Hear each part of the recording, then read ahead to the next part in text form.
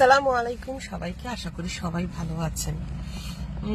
আল্লাহ তাআলা দান খয়রাত করার তাগিদ দিয়েছেন, কিন্তু অনেকবার দান খয়রাত করুন, কম হলেও করুন, একজনকে হলেও করুন। আমরা মনে করি একজনকে করলে কি দুনিয়ার পরিবর্তন হবে?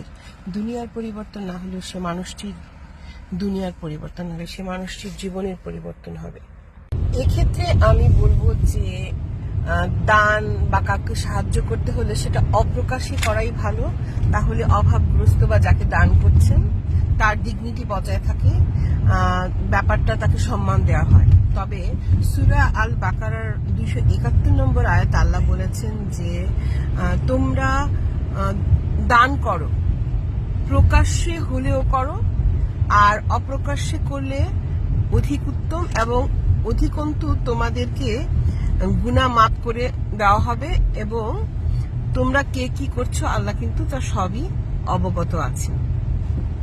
তাহলে ভেবে দেখবেন যে দান করা, প্রকাশ্য হোক অপ্রকাশ্য হোক, দান করা খুবই উত্তম। এবং আল্লাহ তাআলা কিন্তু এক পয়সা দানের জন্য আপনাকে 7 পয়সা ব্যাক করবেন। এটা জাস্ট একটা সিম্বল। তার মানে হচ্ছে আল্লাহ তাআলা আপনি কারো একটা উপকার করবেন, আল্লাহ তাআলা সেটা 7 গুণ হিসেবে আপনাকে ফিরিয়ে দিবেন। মানে 7 গুণ ভাবে সেই উপকারটা আপনার জীবনে